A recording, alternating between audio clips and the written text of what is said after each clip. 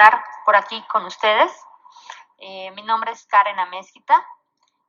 De profesión soy abogada, pero pues la vida me ha traído por el camino de las finanzas personales y las inversiones, que es un tema que a mí me gusta muchísimo.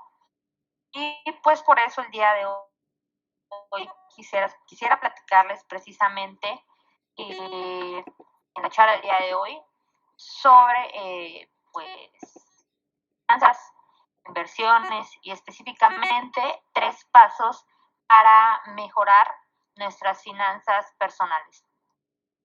Para empezar esta presentación, quisiera que pues recapacitáramos un poco sobre todas estas cosas que escuchamos en nuestros amigos respecto a las finanzas personales. Hay ciertas realidades muy arraigadas en nuestra sociedad, sobre todo y particularmente en la sociedad latinoamericana. Y les traigo algunos de los mitos. Es muy difícil, por no decir imposible, educarse financieramente. Este es un mito muy extendido. La gente piensa que aprender finanzas personales es como aprender sánscrito, lo cual no necesariamente es así.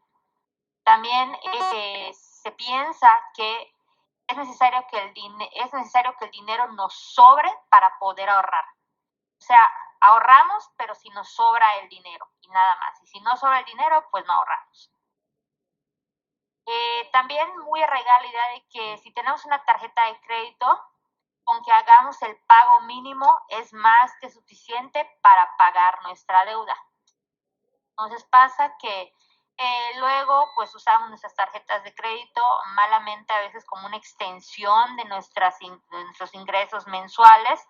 Pensamos que haciendo el pago mínimo de esta tarjeta pues ya lo hicimos. Necesita mucho dinero para invertir y que por ello pues las inversiones solo son para la gente rica, que es la única que invierte. Bueno, todos estos pues evidentemente son mitos muy arraigados, y a lo largo de esta plática vamos a tratar poco a poco pues de, valga la redundancia, de desmitificarlos. Y pues, ¿cómo iniciamos? ¿Cuáles son esos 3 pasos? Bueno, pues las finanzas personales son más bien como con una base fuerte por la cual vamos avanzando, vamos subiendo hasta que llegamos a la punta de la misma. Es una labor, una tarea, un ejercicio de constante mejora y también diría yo de costumbre. Veces tomamos ciertas decisiones financieras porque pues así lo hemos hecho toda la vida, así nos enseñaron, así nos acostumbraron, así lo hacen nuestros papás, etcétera. Pero la verdad es que hay algunos patrones con los cuales debemos y podemos romper, sobre los cuales precisamente vamos a hablar y que versan sobre deuda, ahorro e inversión. Primero lo primero, vamos a hablar de la deuda. La deuda, pues mucha gente pues no es muy fan de tener deudas. Yo he oído de gente que no tiene ni siquiera tarjetas de crédito porque pues no le gustan endeudarse. Hay gente que le gusta pues adquirir sus artículos, pero la verdad es que tampoco debemos de satanizar la deuda. Creo que es una herramienta que bien utilizada, pues si bien tener deudas no es algo negativo, porque nos permite adquirir bienes de alto valor, por ejemplo, pues una casa. Puede ser que ustedes quieran comprar una casa y quizás tienen el dinero en efectivo ya listo para comprarse su casa, o quizás no. Pero independientemente de eso, es importante controlar nuestro nivel de endeudamiento. Tampoco es, como decimos aquí en México, irse como gordito en tobogán. O sea, también hay que tener pues cierto pues, control de lo que hacemos con ese capital. Por ello, se sugiere que el porcentaje de ingresos que destinemos mensualmente al pago de nuestras deudas no sea mayor al 30%. ¿Por qué se dice que sea mayor al 30%? pues obviamente, primero si pagáramos más, básicamente estaríamos trabajando para el banco o para cualquier empresa que le debamos, y un nivel mayor pues podría poner pues un poquito una situación de estrés financiero respecto si pagamos renta o nuestros gastos mensuales de alimentación o transportación. Aunque obviamente este porcentaje depende pues de los gastos que tenga cada quien en su ámbito personal. Sí es muy importante prestar atención a que no sea por lo menos mayores al 30%. También es importante considerar que por lo regular los créditos más caros son los personales y los de tarjeta de crédito. Estos créditos, a diferencia a veces de los créditos hipotecarios o inclusive los créditos automotrices, pues son más caros. Y quiere decir que nos cobran una tasa de interés más alta. ¿Por qué? Porque estos créditos pues no tienen una garantía. Por ejemplo, si ustedes sacan un crédito hipotecario y dejan de pagar, pues ¿qué creen que pase? Pues les van a quitar la casa, ¿no? Entonces así es como se protege el acreedor. Igual si ustedes tienen un carro y dejan de pagar su carro, pues les quitan el carro. Pero los créditos personales, pues no hay nada que los respalde más que la buena fe del deudor, y por eso pues obviamente son más caros.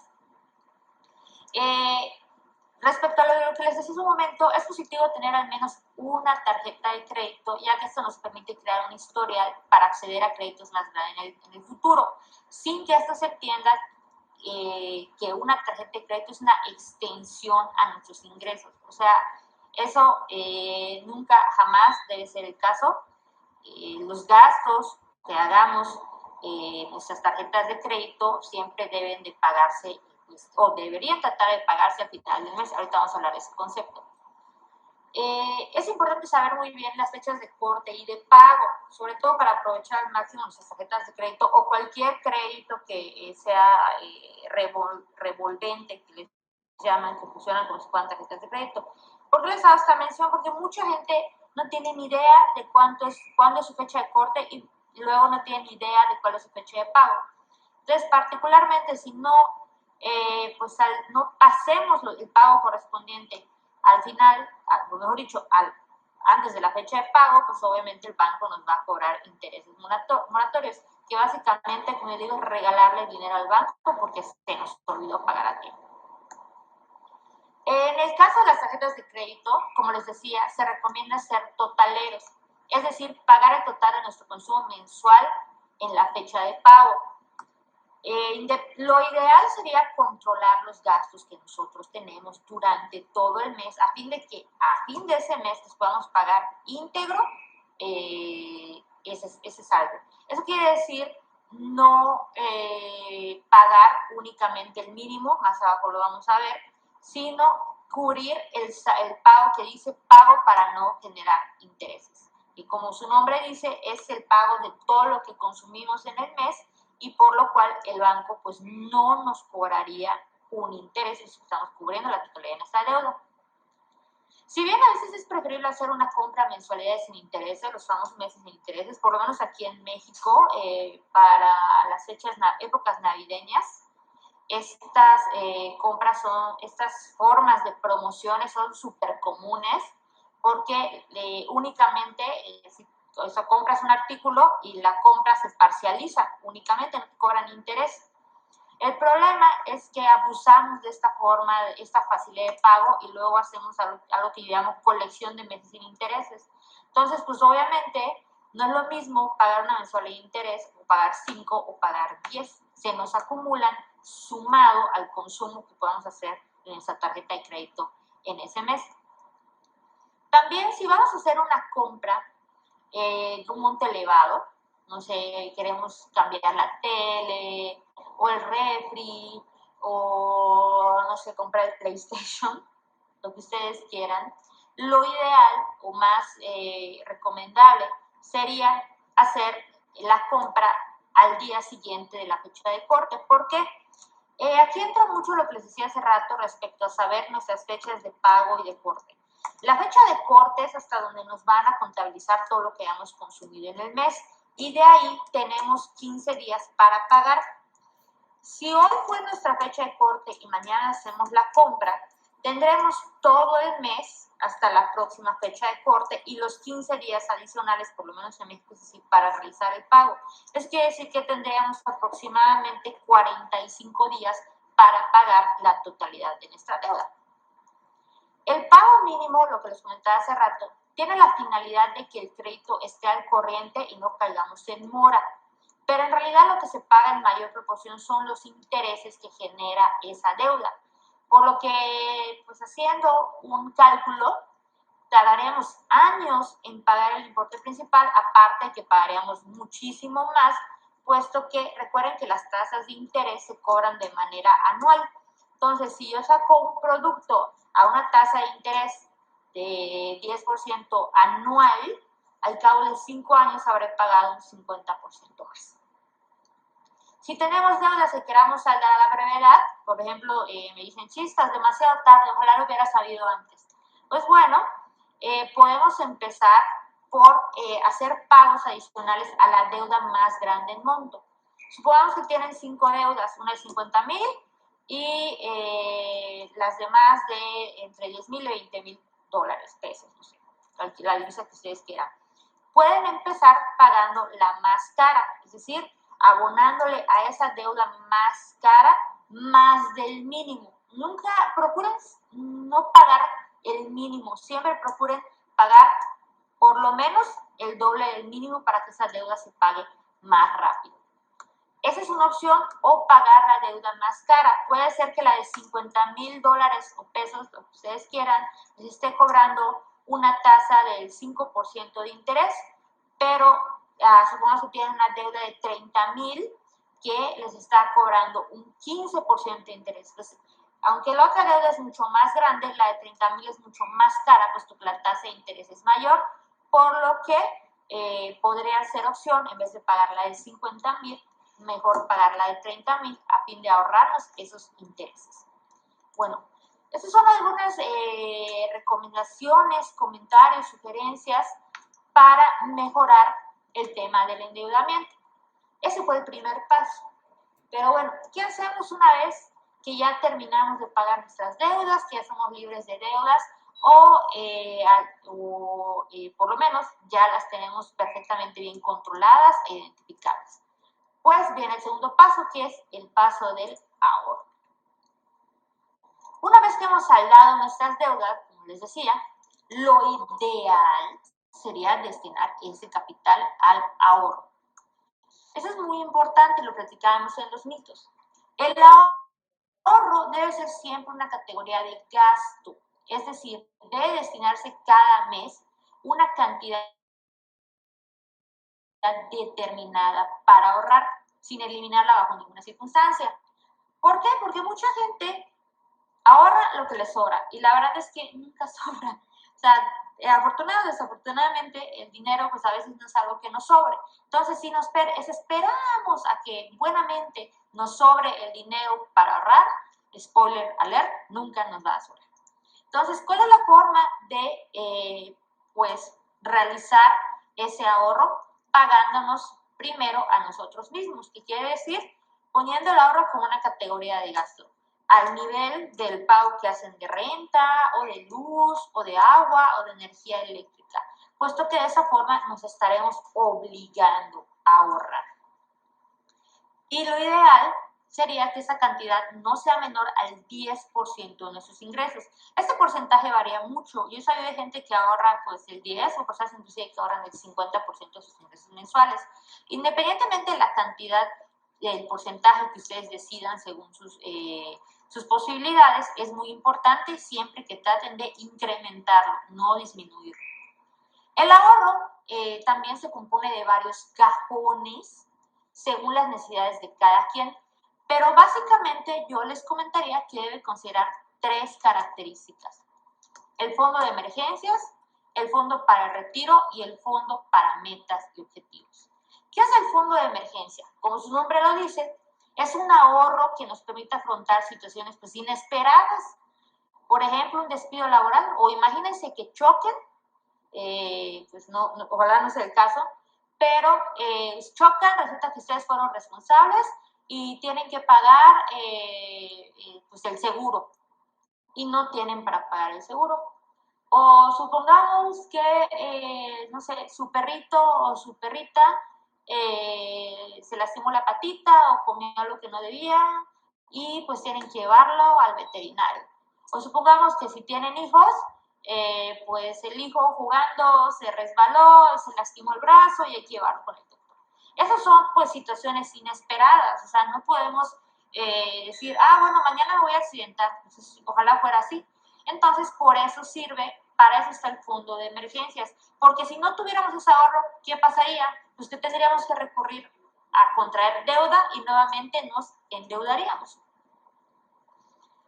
¿Cuál es la situación laboral, o mejor dicho, una situación de estrés financiero elevada? Un despido laboral.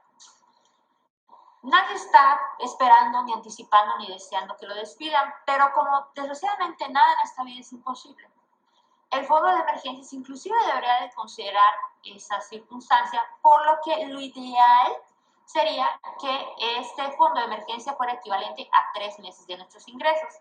Así, en el peor caso de que perdiéramos nuestra principal fuente de ingresos, como podría ser nuestro trabajo, por lo menos podríamos estar tranquilos 3 meses en los que buscamos una nueva fuente de ingresos.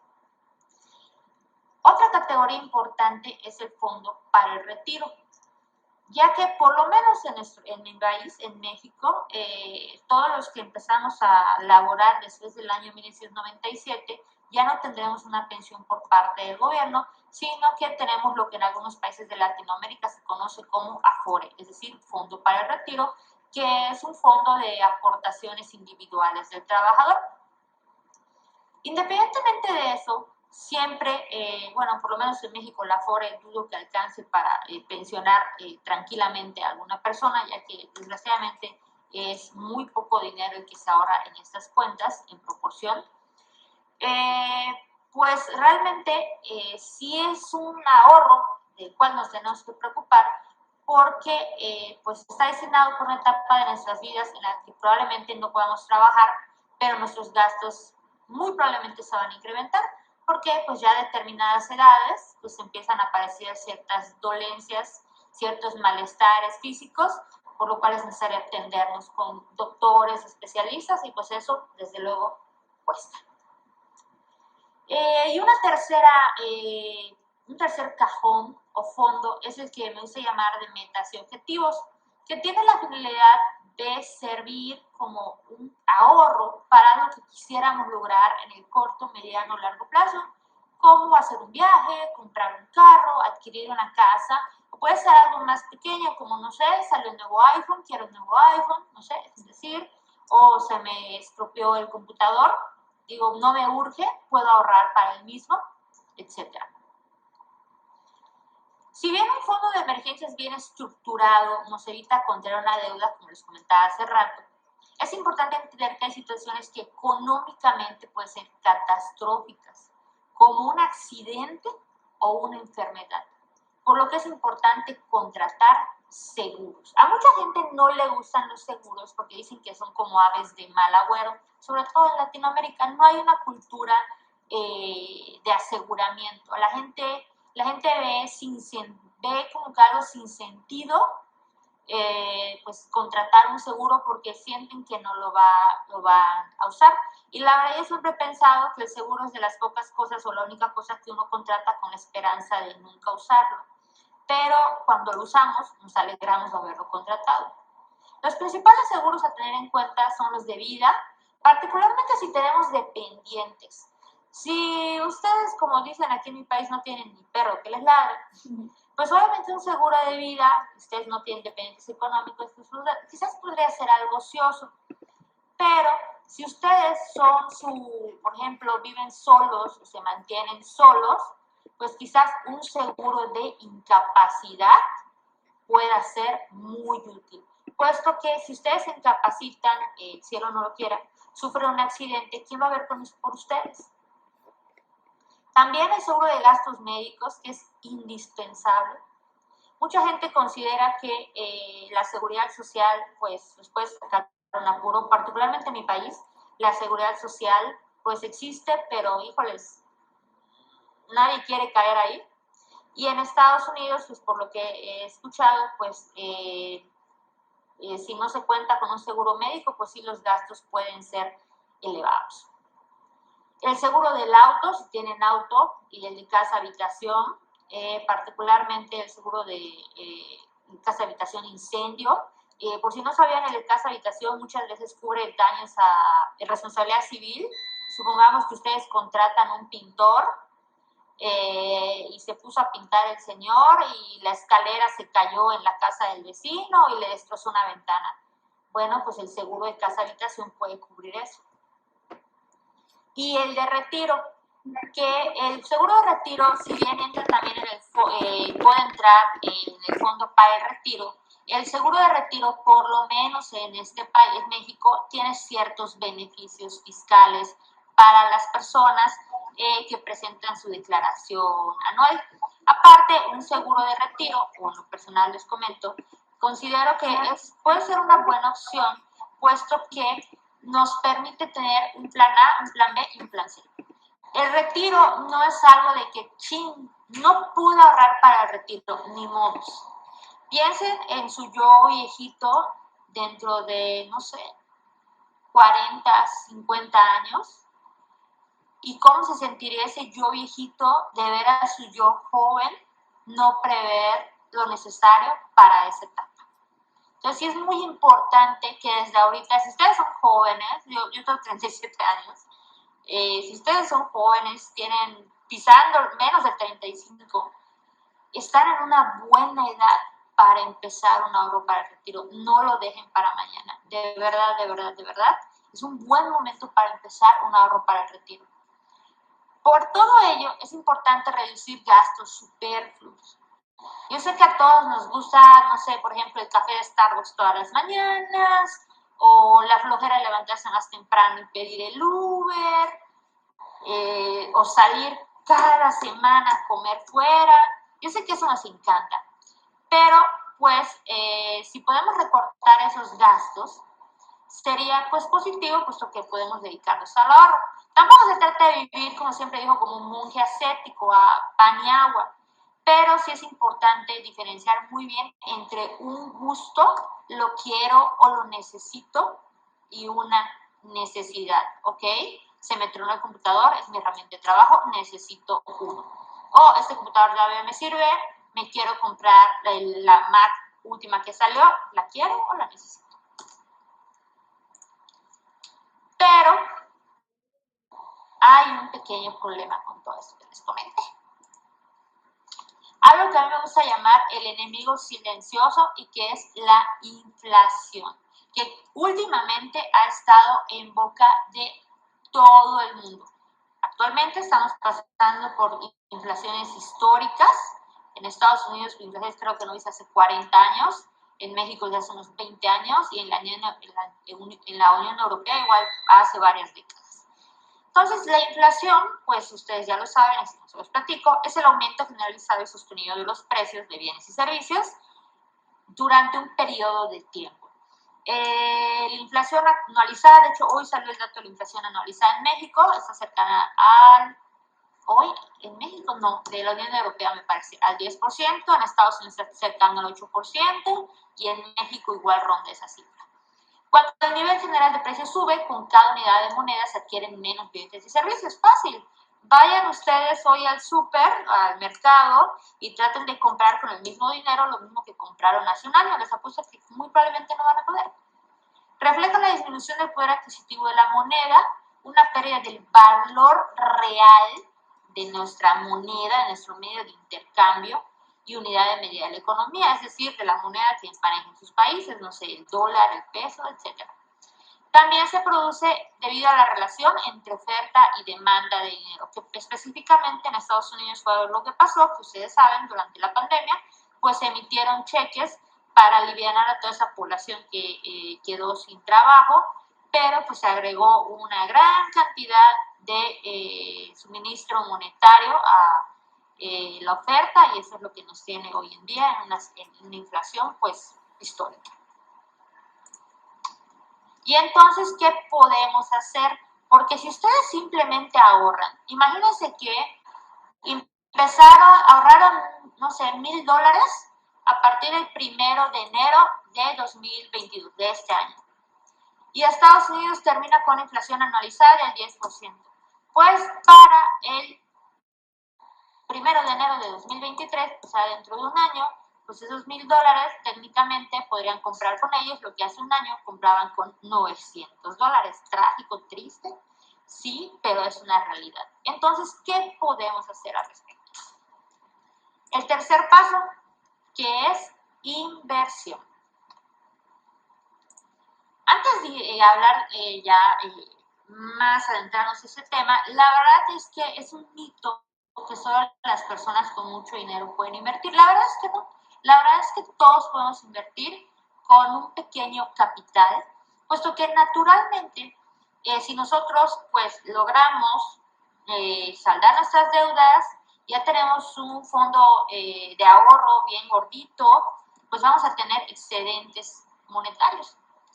Inclusive si logramos crear más fuentes de ingresos adicionales a nuestro trabajo, pues vamos a tener un mayor circulante de dinero. Y pues la pregunta es, ¿y qué hago con todo ese dinero? ¿Me lo gasto y me voy al Black Friday o al Silver Monday? Pues no. Lo ideal sería invertir ese dinero, lo cual permite también obtener rendimientos que puedan superar a la inflación. Entonces, el día de hoy les voy a platicar de 3 tipos de inversión. Y la primera es un activo financiero llamado renta fija. Los instrumentos de inversión de renta fija, que creo que son los más comunes y populares que todos hemos escuchado, por ejemplo, que vamos al banco y le prestamos nuestro dinero al banco, pues es una inversión en renta fija.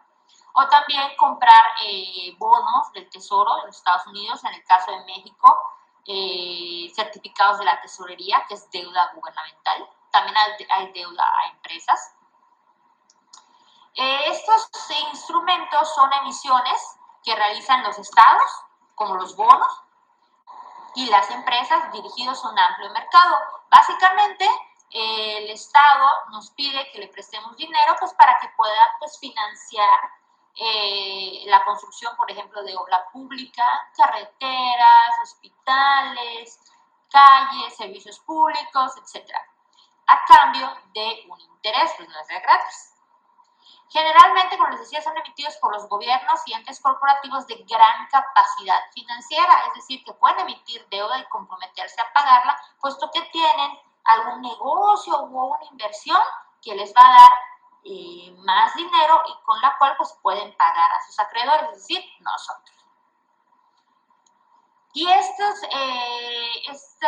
deudas conllevan una fecha de expiración.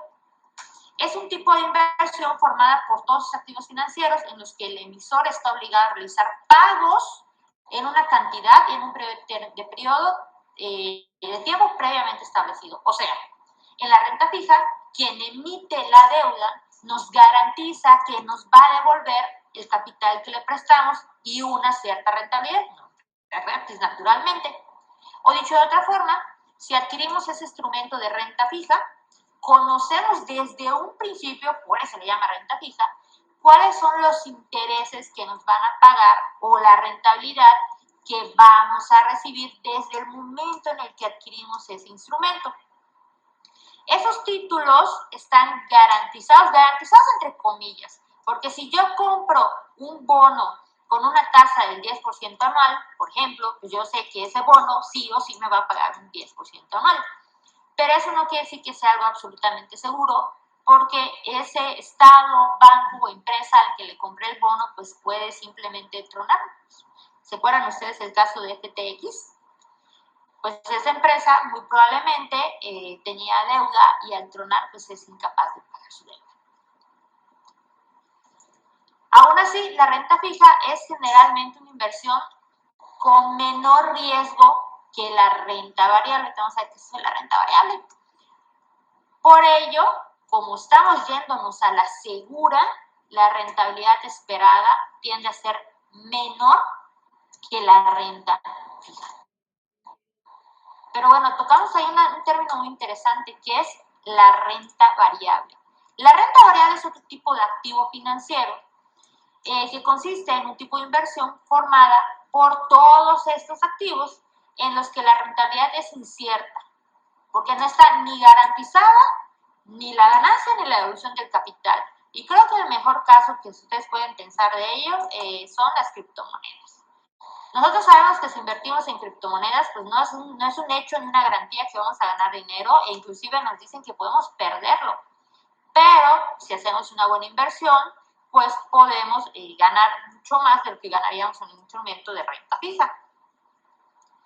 Como les decía, pues no conocemos los flujos que vamos a recibir y puede ser que inclusive perdamos dinero o que pues nuestra rentabilidad, como dice ahí, sea negativa. Por ejemplo, si compramos criptomonedas hace un año, pues vamos a estar con una minusvalía muy importante, y si vendemos nuestras tenencias, pues vamos a perder dinero. Como ustedes están viendo ahorita, pues la renta variable depende de varios factores como los macroeconómicos, que hoy en día pues está afectando a todos los instrumentos de renta variable, como están en el ejemplo, que pueden ser las divisas, la bolsa de valores y las criptomonedas. Dado que no conocemos la rentabilidad que vamos a recibir, el riesgo de invertir en estos activos financieros desde luego que es mayor, porque estamos corriendo más riesgo, pero lo hacemos porque estamos esperando ganar más en renta fija o en productos simplemente de ahorro. Aunque suele dar mayor rentabilidad en el largo plazo, es como quien invierte en criptomonedas, no puede esperar a hacerse, no puede esperar a hacerse rico mañana. Quizás sea una inversión a la que hay que darle un poquito más de tiempo, pues no siempre es así. Hay una frase que dice: a mayor riesgo, mayor rendimiento. Pero a veces, cuando el riesgo es demasiado, no aumentan estos rendimientos, sino que aumenta la posibilidad de perder todo. ¿Alguna vez han escuchado que alguien diga que se va a invertir a Las Vegas? Pues no. Básicamente, el riesgo ahí es mayor y, en consecuencia, la posibilidad de perder nuestra inversión. Y el último tipo de activo del que les quiero hablar el día de hoy son los llamados activos reales, que son activos físicos que ustedes pueden tener en sus manos y que tienen ciertas propiedades debido a ciertas características debido a su sustancia y sus propiedades. Yo en lo personal tengo un debate sobre incluir sí o no aquí a las criptomonedas y no en activos de renta variable, particularmente en criptomonedas quizás como Bitcoin o Ether, que si ustedes las tienen en una wallet física, pues ustedes la tienen en su mano, nada más que es un activo digital. Y que tampoco tiene un riesgo de contraparte. ¿Qué quiere decir? Que el Bitcoin que ustedes tienen no es la deuda de nadie. Si ustedes tienen un bono, pues es una deuda que el gobierno de cualquier país tiene con ustedes y que ese gobierno podría estar en posibilidad de no pagárselas. Si ustedes tienen acción, pues depende del comportamiento de una empresa que podría tronar. Pero si ustedes tienen una casa o tienen metales preciosos, pues los metales preciosos han sido dinero durante 4.500 años en la historia de la humanidad, y pues las propiedades, bien sabemos que por lo regular tienden a apreciarse con el paso del tiempo, por lo que también son opciones de inversión. Los bienes raíces, como los terrenos, casas, departamentos, locales comerciales, edificios, que inclusive ustedes pueden tener una casa o un terreno que se aprecie en el tiempo o inclusive rentarla.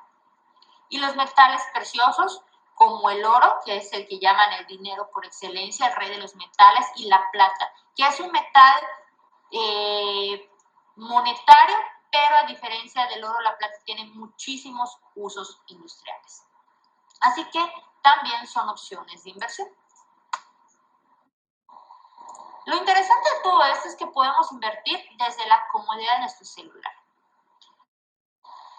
Hay aplicaciones bancarias, hay aplicaciones para operar en bolsa de valores y, como ustedes saben, hay aplicaciones para operar en criptomonedas. Pero, importante, nunca lo olvidemos, nuestras criptomonedas en exchange como Coinbase, como FTX, como Bitso, como Kraken, no son nuestras criptomonedas si no tenemos nuestras llaves. Dicen que la fuerza más poderosa del universo, no sé si algunos de ustedes lo sepan, la fuerza más poderosa del universo es el interés compuesto. Quien lo conoce lo gana y quien no lo conoce lo paga. ¿Cómo lo pagamos? Cuando no hacemos el pago total de nuestra tarjeta de crédito. ¿Por qué? Porque lo que debemos se capitaliza y sobre eso nos cobran intereses y lo que debemos se vuelve a capitalizar, si el siguiente ciclo no pagamos y se crean intereses y lo que debemos y así al infinito. Pero esta fuerza la podemos usar a nuestro favor. ¿Cómo? Supongamos que empiezan ustedes al año 1 un ahorro de 100 pesos y reciben 10% de interés, que en este momento con las tasas como están no están descabellados. Al año 2 ya no tienen 100 de capital inicial, sino que tienen 110 y ahora sus 10% de interés va a ser de 11. Y al año 3 ya no tienen 110, sino 121 y así, y así, y así, y así. Esa es la fuerza del interés compuesto. Pero me decía una amiga que que ver crecer tu dinero es como sentarse a ver crecer el pasto. ¿Alguna vez ustedes lo han hecho? Les aseguro que no. Nadie se ha sentado a ver crecer el pasto. Porque sabemos que es lento, tedioso, aburrido y desesperante. Y la verdad es que muchas veces así es invertir. Pensamos en ocasiones que el hecho de hacerse rico o invertir o ganar una cantidad importante de dinero es algo que sucede de la noche a la mañana. Oh, nos vamos a sacar la lotería. Oh, se murió mi abuelo y me heredó $1 millón. Pero la verdad es que es un proceso que va guiado principalmente por la constancia, la paciencia y la disciplina. Quizás estemos en un abismo financiero, sintamos que estamos súper endeudados, pero pues con ciertos hábitos podemos llegar a un equilibrio financiero. Inclusive pues ya sobrevivimos, o mejor dicho, ya logramos mantener un cierto nivel de vida en el cual nuestros gastos son menores a nuestros ingresos y no al revés. También podemos llegar a una sobrevivencia financiera cuando ustedes, pues quizás opten por empezar su propio negocio, no depender de un sueldo o de un salario.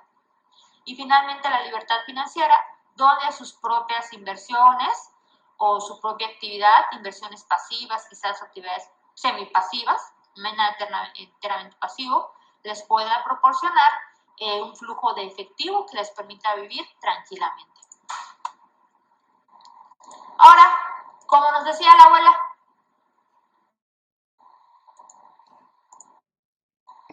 hay que diversificar nuestro portafolio de inversión. ¿Qué quiere decir eso? No poner todos los huevos en la misma canasta.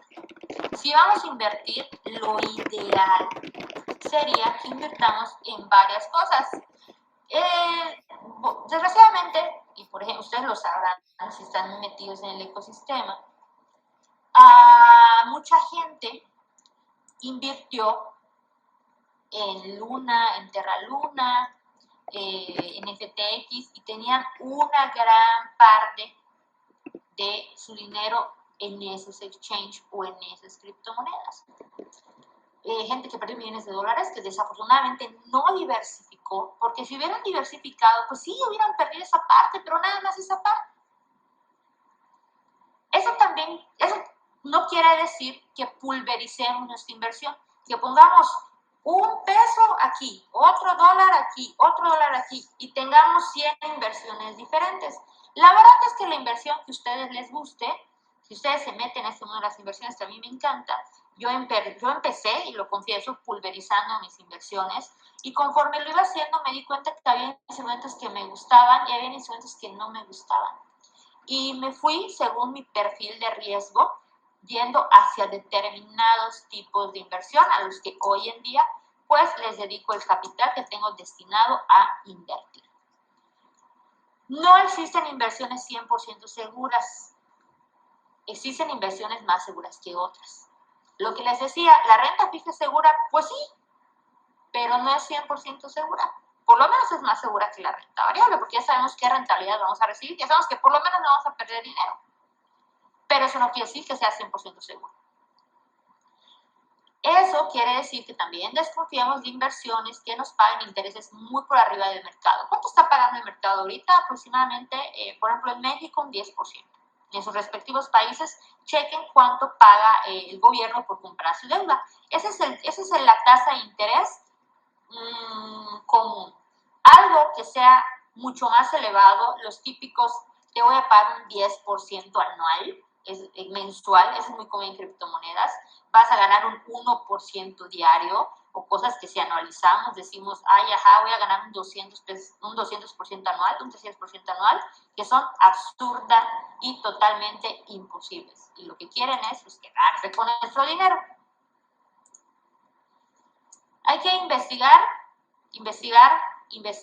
y no invertir en lo que no entendemos. Warren Buffett es uno de los principales críticos de las criptomonedas y el señor dice pues que no las entiende y está bien. Warren Buffett es el inversionista más exitoso en la historia de la humanidad y el señor es muy bueno, pero muy bueno para encontrar empresas que él dice que tienen un precio justo y que pueden apreciarse en el tiempo. Y así es como ha hecho su fortuna esta persona. Hace muy bien lo que tiene que hacer, sabe muy bien lo que tiene que hacer y en lo que no comprende, no se mete. Aguas con el influencer o el youtuber que te recomienda invertir aquí y allá. Ya ven que muchísima gente en medios chileaba Luna, ya vemos qué pasó, o que había publicidad de FTX hasta en el estadio del Miami Heat.